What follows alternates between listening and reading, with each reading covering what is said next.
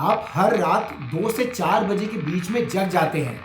बहुत देर तक कुछ ना कुछ सोचते रहते हैं और हर पासिंग मिनट के साथ आपका अलर्टनेस लेवल बढ़ता चला जाता है। और नींद नींद तो ऐसी गायब होती है कि दोबारा ढूंढने नहीं मिलती। नींद की कमी आपको इरिटेबल और एंशियस बनाती है, जिसे कई लोग स्ट्रेस बोलकर मैनेज करने की कोशिश करते हैं। पर यह समस्या इससे कहीं ज़्यादा गंभीर है।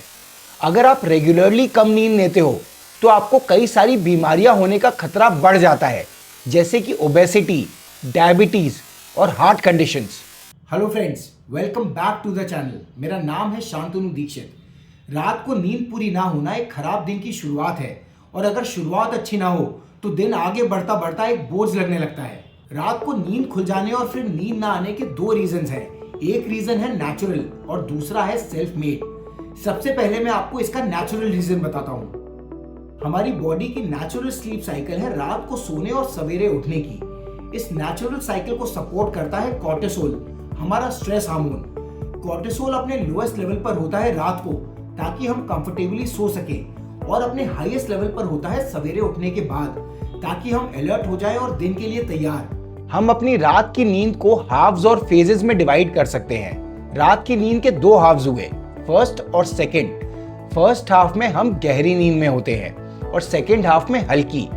इसी तरह हमारी नींद के लगभग 5 से 6 फेज होते हैं एक रात में, और हर फेज का ड्यूरेशन लगभग 1 से सवा घंटे के बीच का। हर फेज के बीच में जब भी ट्रांजिशन होता है तो हमारी नींद खुलती है। अगर ये ट्रांजिशन गहरी नींद में हुआ तो ये नींद खुलना हमें पता नहीं लगता, बट अगर ये ट्रांजिशन हल्की नींद में हुआ तो हमारी नींद खुलना हमें पता लग जाता है। बट जनरली हम आधे मिनट या 1 मिनट में ही दोबारा सो जाते हैं।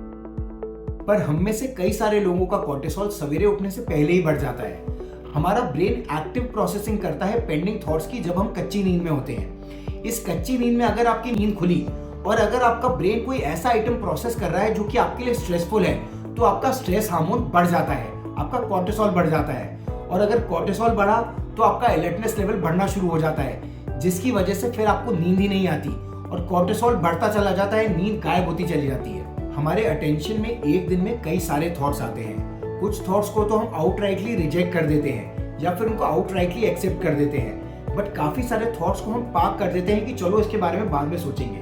अब जिन थॉट्स को हमने पार्क किया, यही हमारे ब्रेन में बार बार घूमते रहते हैं लूप में, और सोने के बाद ये हमारी पेंडिंग इंफॉर्मेशन बन जाती है, जिसको ब्रेन हल्की नींद में आने के बाद प्रोसेस करना शुरू करता है। अब इन पेंडिंग आइटम्स को प्रोसेस करने के टाइम में अगर आपकी नींद खुली और अगर ये आइटम क्रिटिकल है तो फिर आपका स्ट्रेस बढ़ जाता है और फिर आपको नींद नहीं आती। अब मैं आपको इस अनचाहे स्ट्रेस को कम करने के 2 तरीके बताता हूं जो मेरे लिए तो काफी इफेक्टिव हैं। पहला है डिग डीप। आपके सामने जो भी आए उसमें अंदर तक घुसना शुरू करो। आपका ब्रेन जब भी कोई जटिल समस्या आएगी तो आपको आगे के लिए टालने के लिए कहेगा, लेकिन आप जानबूझ के उस चीज में अंदर घुसो। इसके 2 फायदे होंगे। पहला फायदा है कि इससे आपकी नॉलेज बढ़ेगी और नॉलेज से आपका कॉन्फिडेंस, और दूसरा फायदा है कि आपकी ब्रेन की टू डू लिस्ट छोटी हो जाएगी। डिस्ट्रैक्ट हो जाना आसान है, लेकिन उससे आपको कोई फायदा नहीं होगा। अगर आपने कोई भी आइटम ओपन किया है तो फिर उसे कंक्लूड करो। ब्रेक लेना ठीक है, लेकिन ब्रेक के बाद फिर से उसी आइटम में जुट जाओ जब तक आप उसे डिसाइसिवली कंक्लूड ना कर लो। क्वालिटी हमेशा क्वांटिटी से बेहतर होती है। और दूसरा है ब्रेन डंप।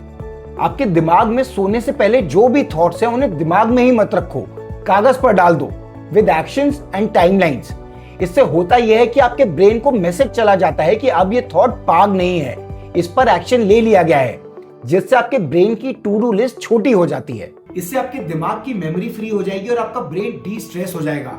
इट्स लाइक कि रैम फ्री तो हैंगिंग प्रॉब्लम खत्म। इन दोनों तरीकों को अपनाकर आप अपने ब्रेन को डी स्ट्रेस कर सकते हैं और अपनी नींद को बेहतर बना सकते हैं। अगर आपको ये अच्छा लगा तो इसे लाइक करें और मेरे चैनल को सब्सक्राइब।